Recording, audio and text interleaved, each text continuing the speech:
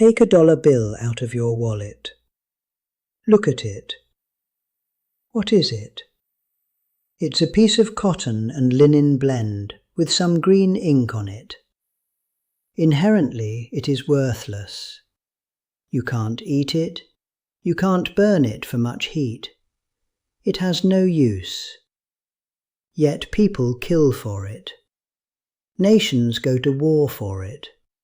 And the entire global economy bows down to it.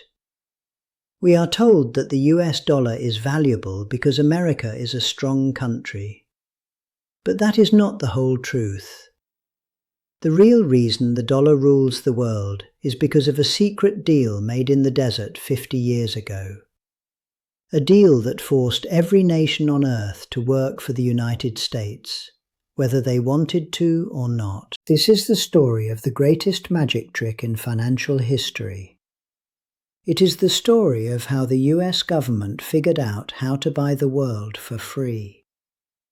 But the magic spell is breaking, and when it finally snaps, the catastrophe will be unlike anything we have ever seen. To understand the coming collapse, we have to go back to a specific Sunday evening, August 15, 1971. President Richard Nixon interrupted popular TV shows like Bonanza to deliver a shock to the world. He announced that the United States was temporarily suspending the convertibility of the dollar into gold. Before this moment, money was real. If you had $35, you could legally walk into a bank and exchange it for 1 ounce of solid gold. The dollar was just a receipt for gold stored in a vault. But America had a problem. They had spent too much money fighting the Vietnam War and funding social programs. They had printed more receipts, dollars, than they had gold in the vault. Countries like France figured this out and started demanding their gold back. America's gold reserves were bleeding dry. So Nixon closed the gold window. He defaulted. Overnight, the dollar became fiat currency. Fiat is Latin for "let it be done." It means the money has value only because the government says so. Suddenly, the dollar was backed by nothing but trust. This was a disaster waiting to happen. If the dollar wasn't backed by gold, why would Japan, Germany, or Saudi Arabia hold it? Why would they trade in it? The demand for dollars was about to crash. If that happened, the US economy would collapse. The US would lose its superpower status. Washington needed a new way to force the world to need dollars. They needed something that was as valuable as gold, but much more essential. They needed something that every country, every factory, and every car on Earth needed to survive. They needed oil. In 1974, in the shadow of an oil crisis, the US Secretary of State, Henry Kissinger, made a secret trip to Saudi Arabia. The deal he offered the House of Saud was simple, but it changed the course of history. The offer was this. The United States would provide the Saudi royal family with absolute military protection. We will sell you our best fighter jets, our missiles, and we will guarantee that no one, not Israel, not Iran, not the Soviet Union, will ever overthrow you. In exchange, Saudi Arabia had to do just one thing. They had to price their oil in US dollars. Not in yen, not in francs, not in gold. Only in dollars. And they had to take the profits from that oil and invest them back into US Treasury bonds, American debt. The Saudis agreed.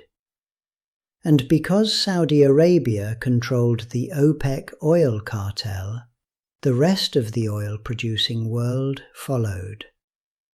The petrodollar was born, and it was an infinite money glitch for the United States. Here is why this system is so brilliant and so evil. Since every country needs oil to function, every country needs dollars to buy that oil. If Germany wants oil from Saudi Arabia, they can't pay in German marks. They have to first sell their cars to America to get dollars, and then use those dollars to buy oil. This created a permanent, artificial demand for the US dollar. It meant that the United States could never go bankrupt. They could just print more money. Imagine if you had a printing press in your basement. If you want a new car, you just print the money. If you want a bigger army, you just print the money. If you print too much, usually it causes inflation. Prices go up. But because the whole world needs dollars to buy oil, America could export its inflation to other countries. They print paper. The world gives them cars, electronics, resources, and labor. The US gets real wealth. The world gets green paper. It is the greatest tribute system in history, hidden in plain sight. This system allowed the US to run massive deficits. It allowed them to build a military larger than the next 10 nations combined. It allowed American citizens to consume more than they produced.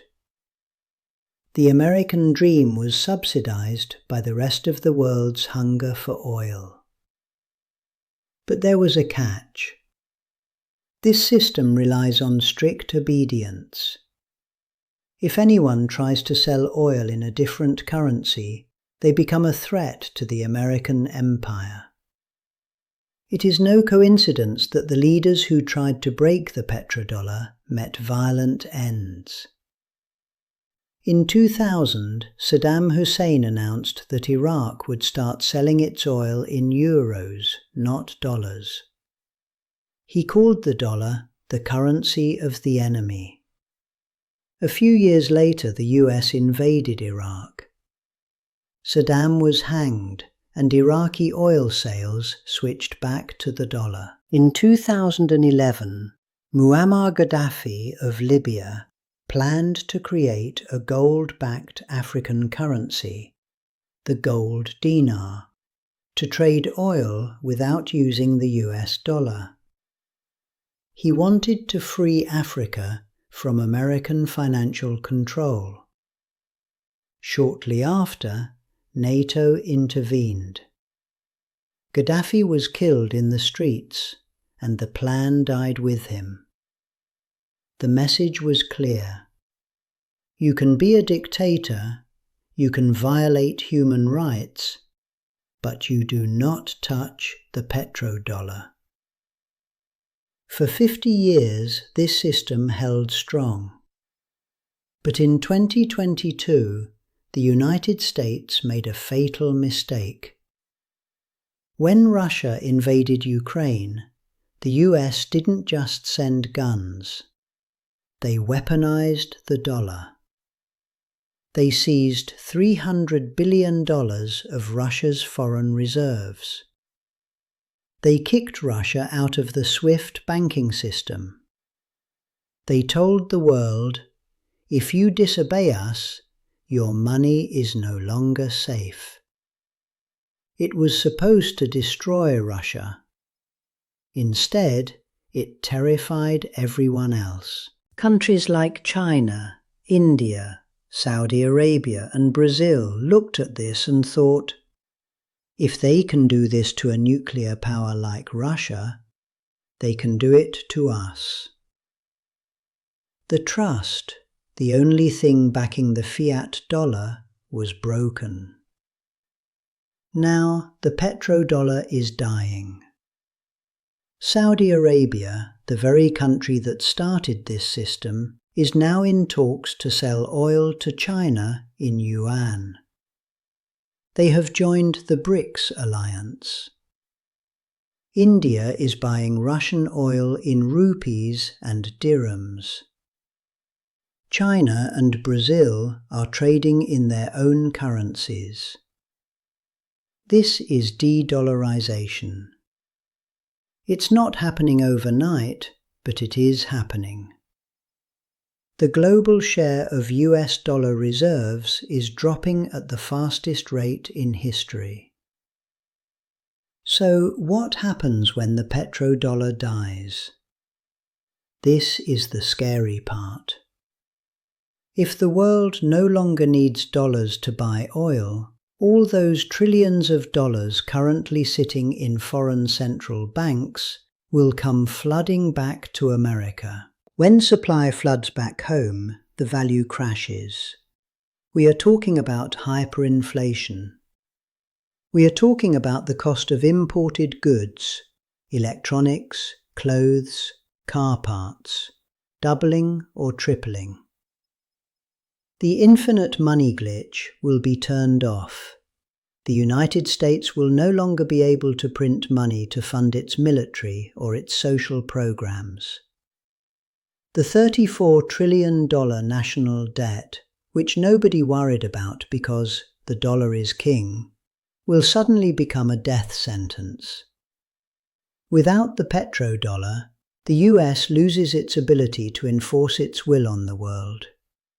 It becomes just another country, a country with a hollowed-out manufacturing base, a divided population, and a currency that nobody wants. The mainstream media will tell you that the dollar is strong. They will tell you that BRICS is a joke.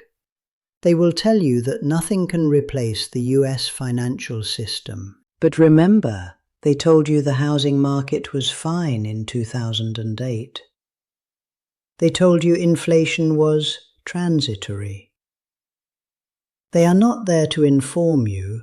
They are there to keep the system running until the very last second. The shift is already underway. Gold banks are buying record amounts of gold, more than at any time since 1967. They are preparing for what comes next. The petrodollar was a 50-year experiment. It allowed one nation to live beyond its means at the expense of everyone else. It fueled wars, toppled governments, and built an empire of debt.